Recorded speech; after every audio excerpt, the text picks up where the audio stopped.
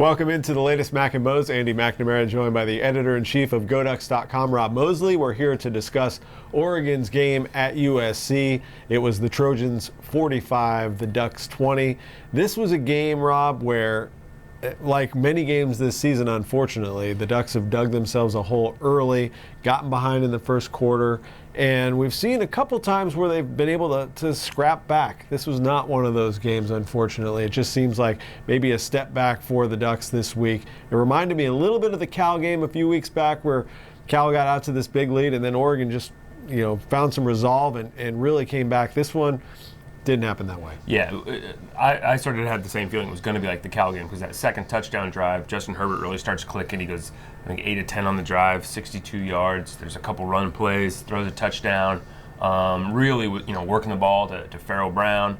Darren Carrington had a catch on that drive, and it's like, okay, the playmakers are getting involved, the rhythm's getting established, Ducks are going to start rolling, and this is going to be the Cal game all over again.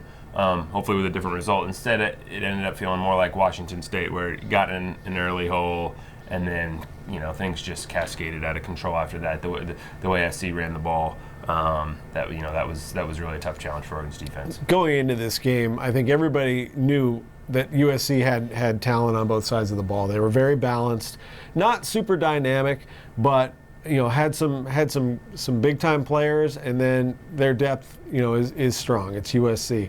That was on display. I mean, Ronald Jones, 4 touchdowns, ties a record for USC, which surprised me a little bit. When you think of all the running backs that they've had there, that 4 in a game is their single game record. They've always got like 3 good ones though. So. Yeah, Kenyon Barner had 5 at the Coliseum for the Ducks, not a couple years back.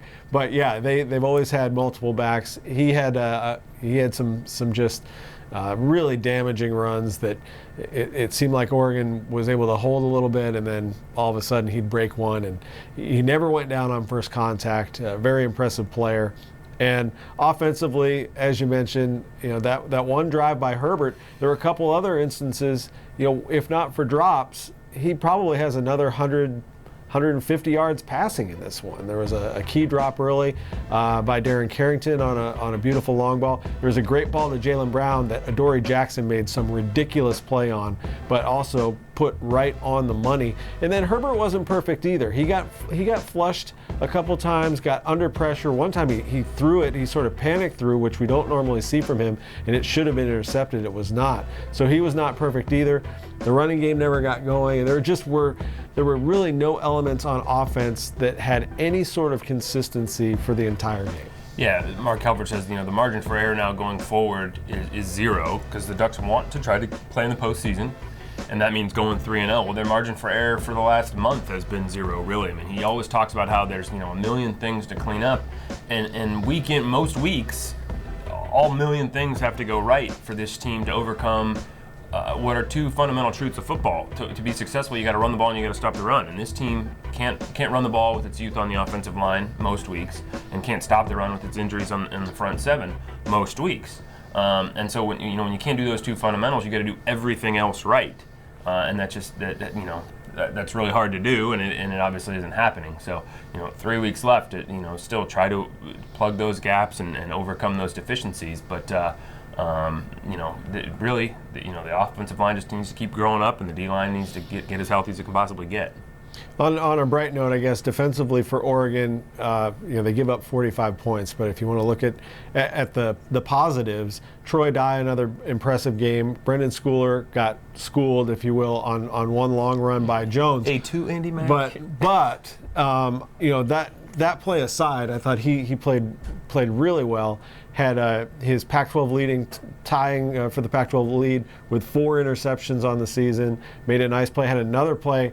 It was a pass interference penalty against Oregon, not against Schooler, where he flew in and tipped a ball that was a potential touchdown pass.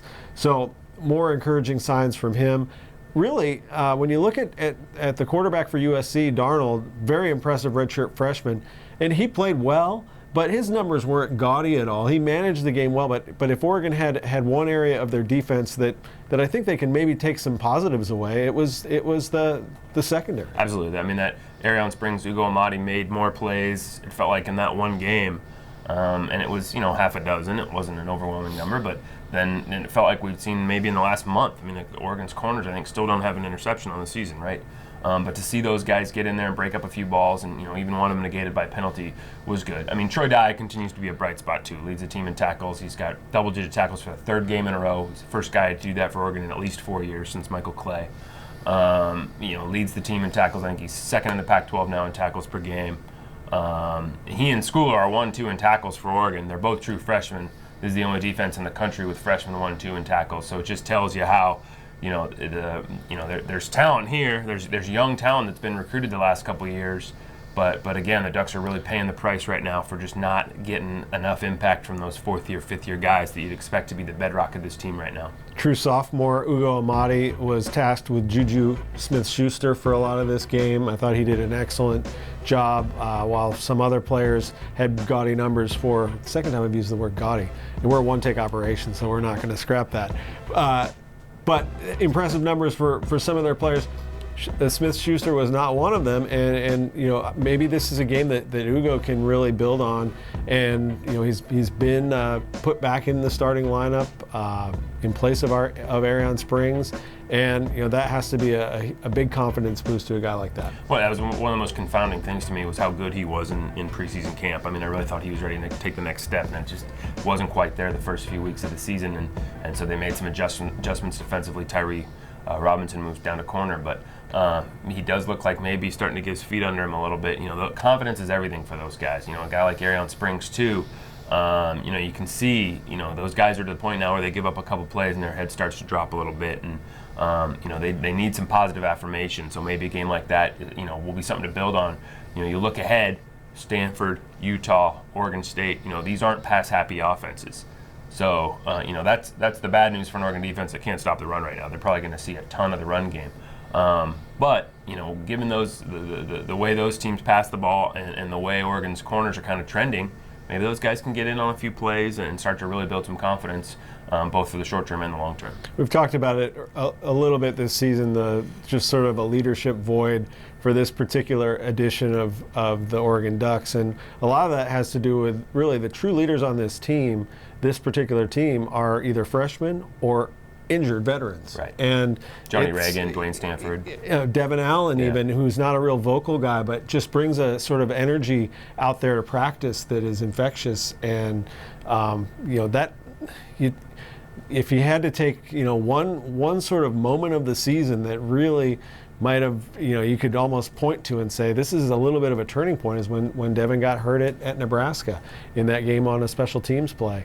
So that said, down the stretch, 3 games to go, it's, these guys are now, they're not true veterans, but a lot of these guys have now played 9 games of football. In Troy Dye's case, 8 games. So they're achieving or at least closing in on veteran status, and maybe they'll be able to have their voices heard a little bit more.